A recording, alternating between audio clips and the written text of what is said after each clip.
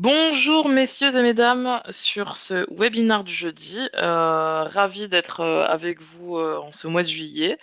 Donc exceptionnellement on l'a fait le matin. C'est vrai que c'est surprenant, mais voilà, c'était la seule disponibilité et on voulait le faire assez rapidement comme ces nouveautés produits sont déjà disponibles. Donc le sujet du webinaire sera sur les nouveautés WR. On reviendra aussi sur la gamme de produits DECT. Bertrand reviendra sur la gamme de produits DECT. Donc voilà, je vous laisse en bonne main. Bertrand, je te laisse prendre le Merci. relais et je vous souhaite un excellent webinaire. Ah oui, comme d'habitude, toutes les questions que vous pourriez avoir pendant le déroulement de cette présentation, posez-les dans l'espace questions de la plateforme et on prendra le temps qu'il faudra à la fin du webinaire pour y répondre. Bon webinaire à vous.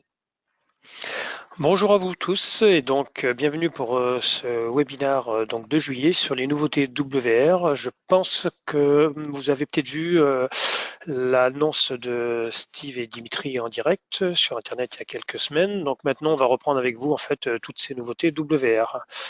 Donc au sommaire, alors on va reprendre en fait par exemple la WR base, donc c'est l'ancienne base, on reprend les caractéristiques et après on va voir ensemble la WR Sync plus base. On va reprendre aussi les caractéristiques du WR100 qui va disparaître au profit donc du WR Office. Nous parlerons aussi du WR-Med, même s'il est sorti il y a quelques temps, mais ça fait partie quand même des nouveautés. Et après, bien entendu, comme l'a dit Sophia, les questions-réponses. Donc vous pouvez taper vos questions au fur et à mesure dans le chat comme d'habitude. Donc la WR base, donc je pense que vous la connaissez tous, hein, vous en avez installé des dizaines et des dizaines. Donc cette WR base, les caractéristiques, juste pour reprendre, donc elle va disparaître, hein, bien évidemment. Donc on pouvait avoir jusqu'à 1000 utilisateurs par système, 30 utilisateurs enregistrés par base et jusqu'à 250 bases par système. Donc 8 appels simultanés, ça comme vous savez. On pouvait mettre 3 répéteurs et évidemment 5 appels seulement par répéteur et un maximum de 100 répéteurs par système. Donc cette base-là va disparaître au profit de la nouvelle. Sachez que si vous avez encore des installations avec cette base-là et que vous voulez rajouter la nouvelle base, vous pourrez les faire cohabiter puisque la nouvelle base, hormis les quelques caractéristiques, mais elle sera compatible avec celle-là. Donc vous pourrez mixer les deux bases pendant un certain temps. On verra après les petites choses qui vont se passer si vous les mixez. On va perdre deux, trois petites choses, mais c'est pas non plus très grave. Donc cette base-là, on l'oublie, c'est fini. Et maintenant, donc, alors cette base-là, oui, juste un petit rappel, bonne idée. Je pense que vous vous souvenez tous comment se passait la synchronisation. Donc c'était une synchronisation par R, donc R synchronisation. Et comme vous pouvez le voir sur ce petit schéma, en fait, il fallait que quand vous placiez une borne, donc on faisait un cercle jusqu'à moins 75 dBm maximum, et il fallait que la borne suivante se trouve dans ce cercle-là. Donc comme vous pouvez le voir ici, là, pour couvrir une zone de cette taille-là, il fallait 3 bornes, puisque en fait on avait une borne par exemple centrale, et après à droite une autre borne qui rentrait dans son cercle, et à gauche une autre borne pareil qui rentrait dans son cercle pour étendre en fait la couverture. Mais donc il fallait que chaque nouvelle borne se trouve dans le cercle de moins 75 dBm maximum et une synchronisation par R. Donc tout ça, c'est fini avec la nouvelle borne. On a vraiment amélioré le système. Je vous fais voir ça. Donc la nouvelle, hop, pardon, je reviens en arrière, ça va un peu vite, désolé. Hop. Voilà, donc la nouvelle borne, donc un petit sommaire pour ça. Donc on va présenter la nouvelle borne. Nous allons voir aussi les avantages de cette nouvelle borne. Alors il y a quelques exigences réseau vraiment pour on va dire, une utilisation optimum de cette base. On verra aussi les points forts de l'i3e 1588, donc qui est utilisé par cette borne. On parlera aussi de tout ce qui est latence réseau, la synchronisation, ça c'est super important parce que ça change vraiment la synchronisation. Je vous ferai voir aussi deux topologies, une mauvaise topologie réseau et une bonne topologie réseau pour cette nouvelle borne. Donc ça vous donne une petite idée quand vous en aurez besoin d'en installer. Et surtout l'emplacement de la borne maître. Pareil, il y a une configuration optimale pour pouvoir mettre la borne maître sur cette nouvelle borne. Donc voici la nouvelle borne. Donc déjà au niveau format, vous pourrez le voir, on ne s'en rend pas très bien compte sur la photo, mais elle est beaucoup plus compacte, vraiment beaucoup plus compacte. Donc là, c'est pas mal, voilà. Comme l'avait dit Steve, le petit logo au milieu Wildix tourne là sur le rond, donc vous pouvez la mettre dans n'importe quelle position et toujours avoir le logo Wildix droit, même si c'est pas vital, c'est quand même plus sympa. Donc on peut toujours la poser, la monter, la raquer en fait, bien évidemment sur un mur, voilà, la fixer au mur. Elle est toujours PoE. La grande nouveauté, par contre, c'est qu'on peut aussi y mettre une alimentation, puisqu'il y a une position pour mettre une alim que l'on n'avait pas sur les autres. Si vous vous souvenez bien, bien que sur les autres, il fallait mettre un injecteur PoE. Là, pour celle-là, il n'y a pas besoin de mettre d'injecteur PoE puisqu'on peut directement rajouter une alimentation. Alors, l'alimentation n'est pas fournie dans la boîte, mais on peut la commander. Voilà. Donc au niveau des caractéristiques, bien évidemment, elle est multicell comme l'autre, ça ne change pas. Le point fort, par contre, ce qui change, c'est la synchronisation sur le câble réseau, donc Sync over Ethernet. Comme vous avez pu voir l'autre, il fallait vraiment qu'on soit dans les 75 dBm chaque borne pour pouvoir se synchroniser par le R. Si vous vous souvenez bien, s'il y avait une borne qui plantait, ça pouvait mettre à mal le réseau multicell. Là maintenant, c'est la synchronisation par le câble. Donc grâce à cette synchronisation par le câble, c'est beaucoup plus costaud et vous allez voir qu'on va mettre beaucoup moins de bornes. Donc ça, je vais vous faire voir le slide d'après, il y a une borne. Au niveau des caractéristiques, donc on passe à 16 000 utilisateurs par système. Donc ça c'est énorme au lieu de 1000. Jusqu'à 30 utilisateurs enregistrés, ça ne change pas. 4000 bases par système au lieu de 250. Donc ça c'est assez énorme. Après on reste toujours à 8 appels simultanés, 3 répéteurs, 5 appels simultanés par répéteur et 100 répéteurs par système. Alors attention aux répéteurs, jusqu'à 50 bases c'est 3 répéteurs. Entre 50 et 125 bases, on met qu'un seul répéteur. Et si vous mettez plus de 125 bases, là, on ne peut pas mettre de répéteur. Donc faites attention à ça, mais bon, voilà, vous avez un peu de marge de toute façon. Donc voilà pour cette nouvelle borne. Alors, les points forts vraiment de cette borne, c'est quoi? C'est le déploiement est beaucoup plus facile. Vraiment beaucoup plus facile, puisqu'avec cette synchronisation par câble, vous serez vraiment moins embêté. On a une meilleure couverture, du coup, on améliore la couverture, et vous allez voir dans le schéma qui va suivre après, vous avez besoin de mettre moins de bases de CT. Donc, on peut faire une économie sur le nombre de bases par rapport à ça. C'est un peu plus le schéma. Donc, avant de faire voir le schéma, déjà, il y a quelques petites exigences vraiment à respecter déjà au niveau réseau. Voilà, pour minimiser vraiment tout ce qui impacte d'autres périphériques, vous voyez, si vous avez d'autres périphériques sur le réseau, il y a des exigences qui sont importantes à respecter par rapport à l'infrastructure du réseau. Déjà, première chose, il ne faut pas qu'il y ait plus de 3 switches en cascade entre votre borne et vous verrez la partie qui fait du DHCP, le PBX ou ce qui vous sert de DHCP. Donc c'est un maximum 3 switches en cascade.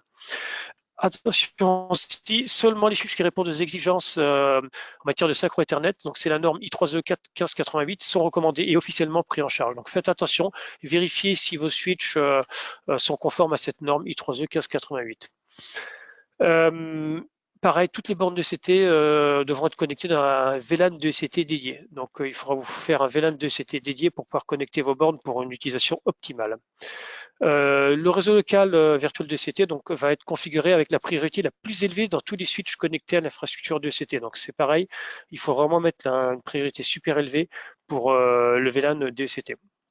La charge du réseau, ça aussi c'est super important. La charge du réseau ne devra pas dépasser 50% de la capacité totale de la liaison. Le switch va pouvoir utiliser le DSCP. En principe, ça, il ne devrait pas y avoir de souci en principe par rapport au switch. Donc ça, pour la qualité de service, un DSCP obligatoire. Et le réseau doit prendre en charge donc les datagrammes multidiffusion, comme je vous l'ai dit, I3E 1588. Donc ça, c'est très important de respecter ces paramètres réseau pour avoir on va dire une conformité et surtout une utilisation optimum de vos nouvelles bornes WRSync Plus BASE. Donc le point fort, je vous ai parlé de l'I3E 1588. Quel est le point fort de cette norme? Donc c'est un protocole appelé aussi P2P. Donc c'est Precision Time Protocol. Donc ça c'est important. Donc vous pourrez regarder la norme I3E 1588-2008, ça vous retrouvera ça très facilement sur internet, vous aurez de quoi lire. Voilà, c'est assez long à lire. Donc il utilise ce protocole Precision Time Protocol utilise la multidiffusion pour le transport de messages et une adresse IP multicast et un port donc ont été normalisés par rapport à ça. Donc ça définit aussi, Precision Time Protocol définit un numéro de domaine qui est intégré dans chaque datagramme, ce qui permet d'exécuter, comme c'est écrit là, 128 systèmes en parallèle. Donc Precision Time Protocol définit un rôle maître et un rôle esclave par rapport aux bornes. Le rôle peut être négocié automatiquement ou vous pouvez le forcer aussi à la configuration, ça c'est pas un souci. Voilà, un seul périphérique principal, comme c'est écrit là, peut être actif dans un domaine. Et le périphérique avec le rôle principal, c'est lui qui va dicter en fait la synchronisation. Et après, tous les autres périphériques auront des rôles secondaires et ils vont se synchroniser directement sur le périphérique principal. Donc, et comme je vous l'ai dit avant, donc le Precision Time Protocol va utiliser le réseau IP pour se synchroniser. Donc maintenant, plus de synchronisation par air, synchronisation par LAN grâce à ce protocole-là. Donc ce protocole-là, c'est sûr qu'il y a quelques exigences, mais ça vous amène vraiment une stabilité et surtout voilà, stabilité vraiment au niveau de vos bornes de ECT. Alors, autre chose aussi, il faut faire très attention aux latences sur le réseau. C'est pour ça qu'on vous demande de faire des VLAN, ce genre de choses. Donc, Precision Time Protocol est vraiment super sensible au changement rapide des délais du réseau. Donc, ça, c'est de faire très attention, tout ce qui est gig. Euh, Ça peut être provoqué, enfin, faites attention, donc c'est comme vous savez sûrement, ces variations peuvent être provoquées par des sauvegardes, par des voilà ou des mises à jour sur le réseau. Donc il faut faire attention vraiment à être dans un VLAN qui est dédié et mettre tous les autres équipements ailleurs dans un autre VLAN pour pas avoir, on va dire, ces dommages collatéraux. Euh, Aussi, voilà, le VLAN 2CT, il faut absolument qu'il soit configuré avec une priorité élevée, parce que comme c'est écrit là, s'il n'a pas été configuré avec une priorité élevée, donc il peut du coup se faire manger par d'autres VLAN. Et il faut faire attention aussi qu'il n'y ait pas de décalage de synchronisation entre les bornes, sinon ça peut mettre, voilà, ça peut causer ce genre de soucis. Donc attention, on met ça sur un réseau qui est maîtrisé. Ça c'est vraiment le point le plus important. Et surtout, vous faites un VLAN dédié pour cette partie de ECT. Alors, la chose importante, voilà, je ne sais pas si vous vous souvenez tout à l'heure du petit schéma que je vous ai fait voir avec les anciennes bornes. Là, on a toujours 3 bornes, mais comme vous pouvez voir, on couvre beaucoup plus long. Pourquoi? Quand vous avez une borne, en fait, le rayon de 75 dBm, on n'a pas besoin d'avoir la seconde borne dans ce rayon-là. La seconde borne peut être plus loin du moment que les rayons se touchent entre eux. Pourquoi les rayons se touchent entre eux? Tout simplement pour pouvoir avoir du roaming et vous déplacer en téléphonant. Vous pourriez les espacer, c'est pas obligatoire qu'elles se touchent du coup, puisque la synchronisation ne se fait plus par air, mais si elles ne se touchent pas, on est d'accord que du coup, vous n'avez plus de roaming entre les bases. Comme vous pouvez le voir sur ce schéma, la synchronisation se fait par le LAN, donc directement par le câble LAN. Voilà, donc à vous de voir, soit vous les faites toucher pour pouvoir téléphoner, et si vous avez un bâtiment un petit peu plus loin, vous savez, je pense qu'il y en a qui ont déjà eu le cas, c'était pas évident avec les anciennes bornes, avec la nouvelle borne, il n'y a aucun souci, vous pouvez avoir un bâtiment plus loin. Certes, entre les deux bâtiments, vous ne pourrez pas téléphoner, mais ça ne pose pas de problème au niveau du réseau. Alors, ce schéma-là, donc il y a beaucoup de bornes. Voilà, ce schéma-là, c'est juste pour faire voir une mauvaise topologie réseau. Pourquoi? Si on prend la borne qui est tout à fait sur votre droite, donc elle a un switch sur lequel elle est raccordée, et après elle passe par un deuxième, un troisième, un quatrième switch avant d'arriver sur le serveur DHCP. La chose la plus importante, pas plus de 3 switches en cascade entre les bornes et le serveur DHCP. Donc dans ce cas-là, ça ne pourra pas fonctionner.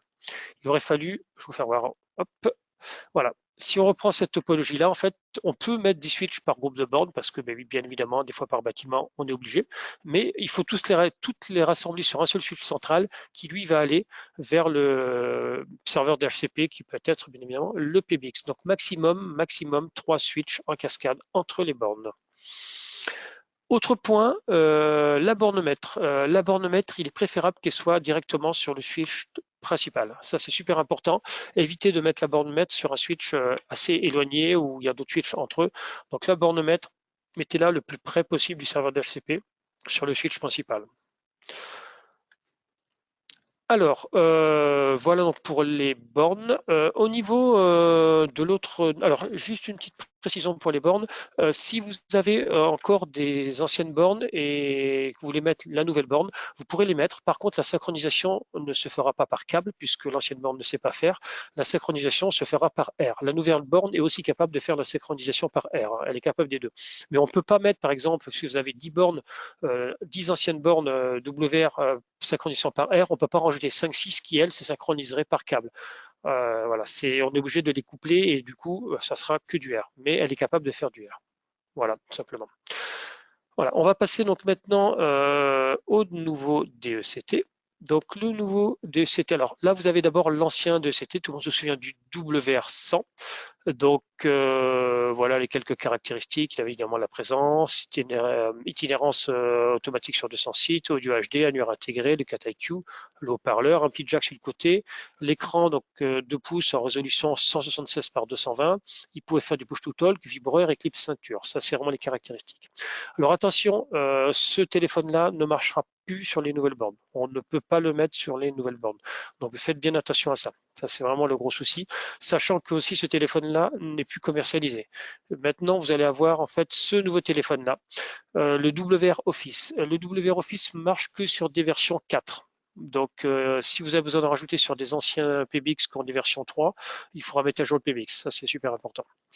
Donc, ce WR Office, déjà, si vous pouvez voir au niveau du format, il est beaucoup plus petit. Pour ceux qui ont déjà reçu le WR Med, c'est vraiment la même taille. Pareil, exactement la même taille. Donc, on a bien évidemment la présence, itinérance automatique sur 200 sites, audio HD large bande, les annuaires intégrés, 4 IQ, haut-parleur, un jack 3,5. La résolution de l'écran, alors elle passe, on a vraiment un bond en avant dans la résolution de l'écran, c'est du 240 par 320.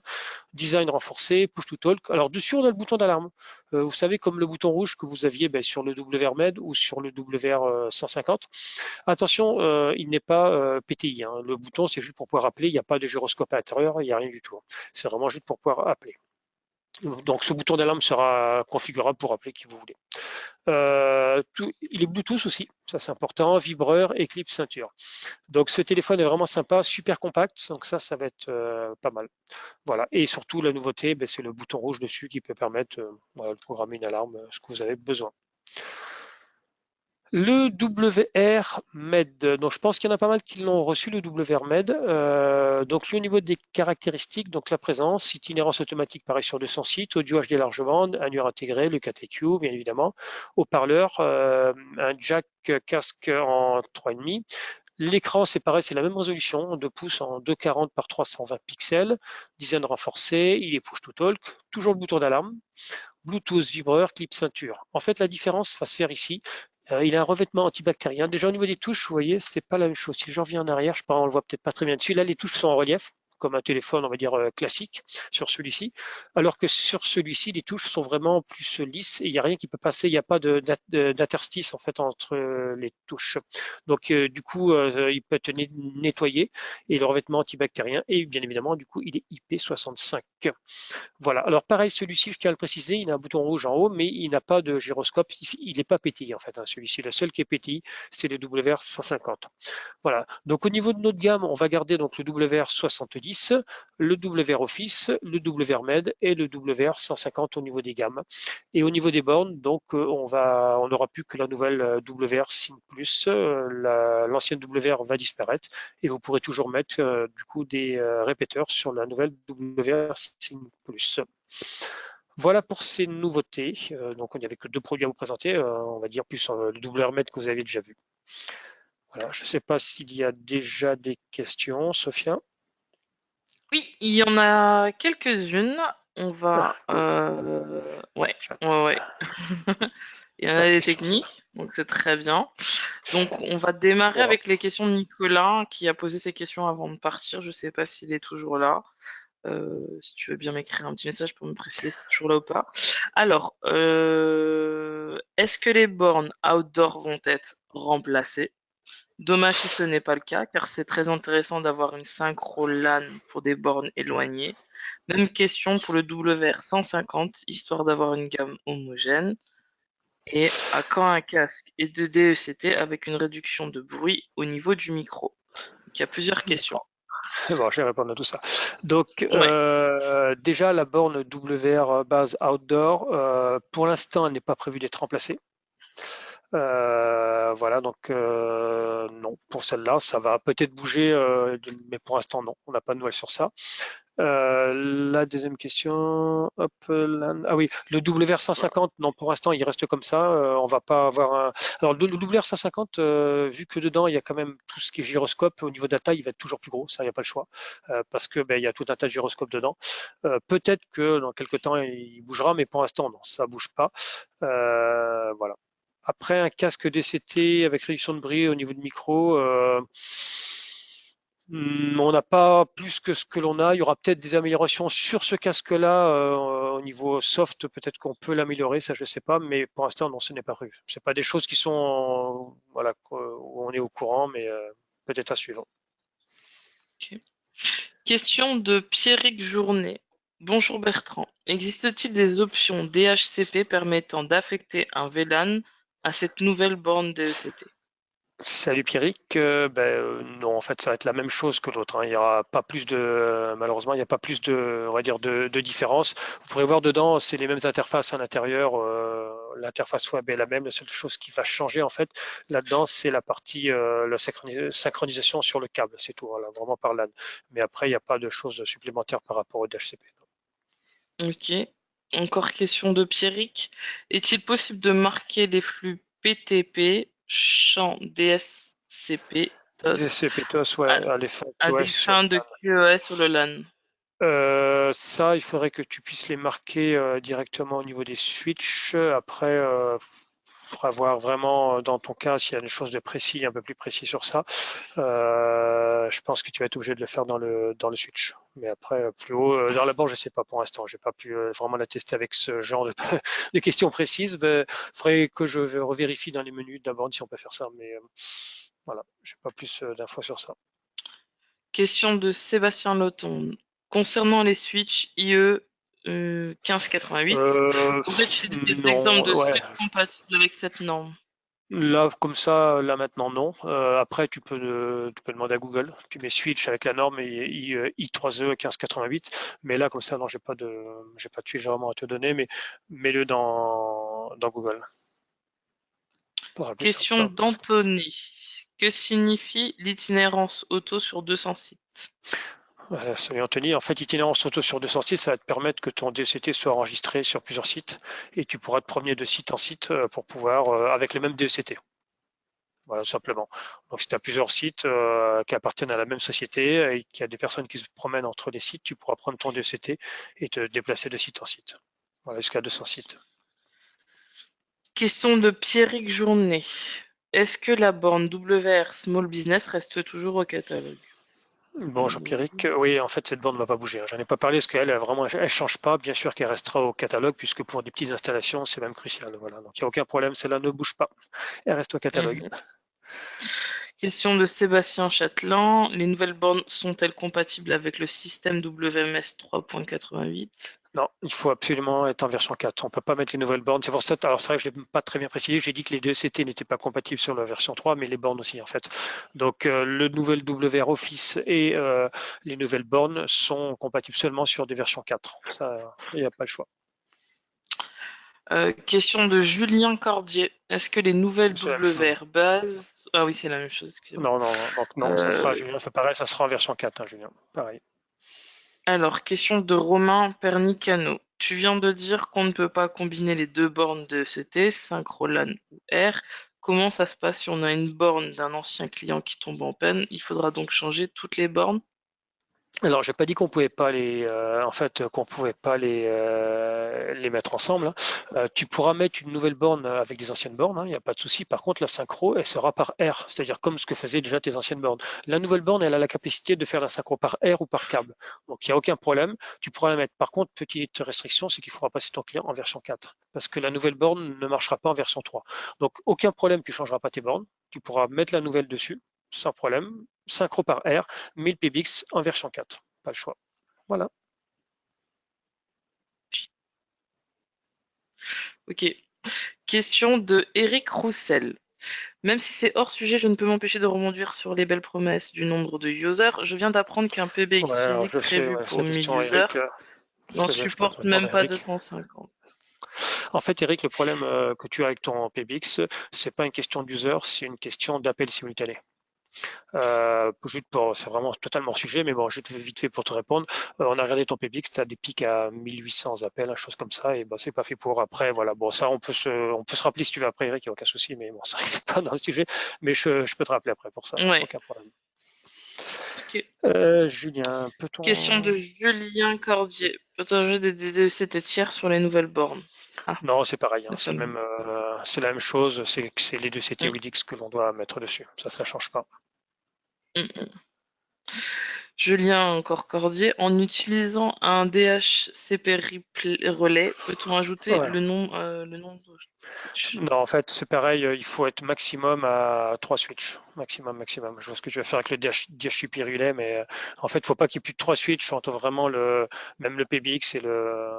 Donc après, tu peux essayer, mais c'est pas garanti, hein. Je pense que ça va marcher, mais après, ça va pas être garanti au niveau de la stabilité du réseau. Donc, il faut vraiment essayer de rester dans cette norme-là des 3 switches. Du coup, il demande une précision. Est-ce que les Switch Wildix sont-ils compatibles? C'est une très bonne question. Faut que je le vérifie. Je vais pas le temps de vérifier ça. Ouais. Enfin, je pense que oui, je dirais oui, mais à vérifier. Je vais le vérifier ça. Ok. Question de Gérald Gorius. Est-ce que le casque WR HS reste compatible avec ces nouvelles bornes? Ouais, aucun problème, puisque de toute façon, ce casque était sorti avec la version 4, donc là, tu n'auras aucun souci, hein, évidemment. Version 4, il faudra que le casque soit à jour, mais il va se mettre à jour automatiquement, il n'y a pas de souci, tu pourras le connecter. Question de Gérald encore. Est-ce que la nouvelle borne peut se synchroniser par air même si elle n'est pas combinée avec les anciennes Ouais, bornes? oui, tout à fait, tu peux choisir, Et tu dans ce synchronises par cas-là, air ou par. Ah ben non, du coup, est-ce si que tu les es par air, switches non, si tu es par air, sont non. obligatoires? Non, non, si tu es par air, T'as pas besoin de les switches, switch. non, parce que là, vraiment, l'I 3 e 88, c'est pour le Precision Time Protocol, c'est vraiment pour la synchronisation par câble, donc c'est pas obligatoire du coup. Question de Thierry Dubois. Un PBX hardware en 388 n'est plus évolutif en nombre de bornes. Et Alors, non. je pense que salut Thierry, je pense que tu entends par évolutif, mais ce qui est sûr, c'est qu'un PBX en 388, tu pourras pas mettre les nouvelles bornes. Et vu que les anciennes, voilà, ne vont plus être à la vente, oui, tu as raison, en fait, c'est plus évolutif. Si tu restes en 388, il faudra absolument que tu passes en 4 pour pouvoir rajouter les bornes et pouvoir mettre les nouvelles bornes. Exactement. Question de Jean-Philippe Dernancourt. Bonjour, ces bornes supportent le mode remote. Oui.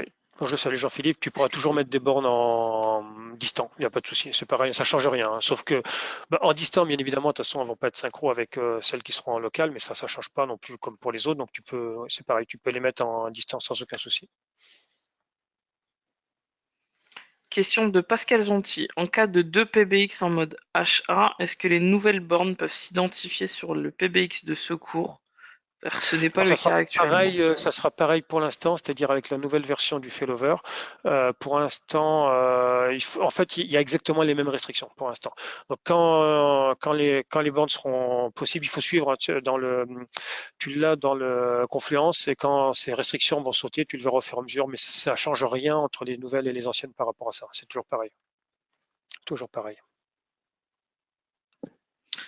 Question de Michael Maudry. Est-il possible d'utiliser le WR Office sur une borne SB ou ancienne base avec un PBX Ouais. V4?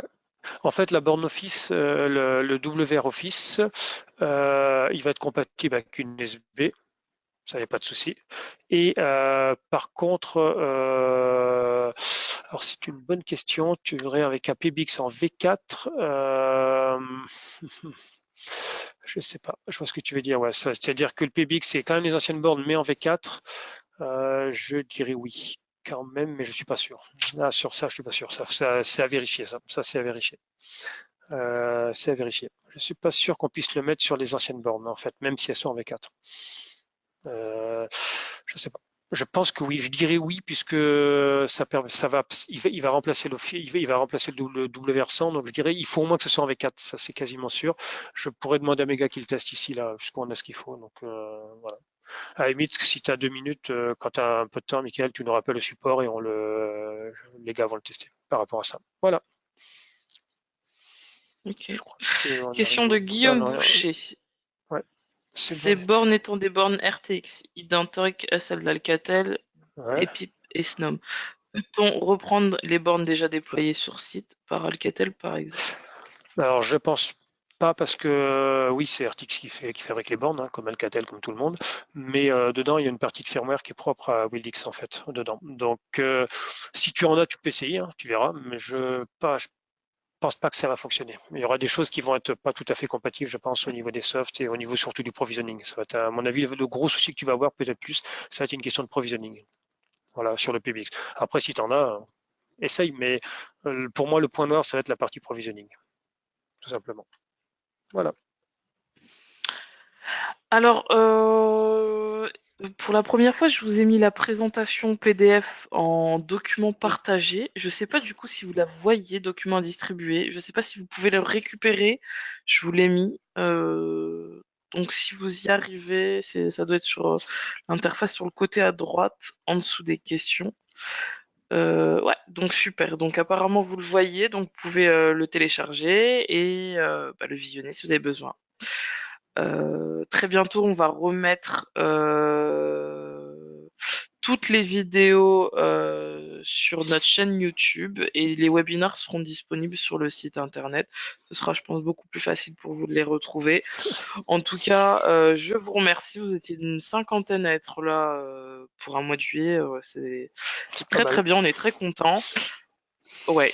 On va effectuer 2 webinars au mois de septembre, hein. Je fais un peu de teasing. Donc le premier webinar sera sur le renting, donc sur notre offre de location. Et je ferai un webinar marketing parce qu'on vous a préparé un kit d'éléments pour faire la promotion de votre société. Donc il y aura ces 2 webinars et Bertrand bien sûr proposera aussi un webinar Je vais technique. regarder, ouais. Donc on vous souhaite jusque-là de très très bonnes vacances et on revient en septembre chargé à bloc pour finir ce dernier semestre. Merci à vous. Passez très bon été. Merci à tous. Merci. Ouais, merci à Merci à vous. tous et Au revoir. bonnes vacances. Merci Bertrand. Merci, bye. Au Ciao, Sophia. revoir. Au revoir.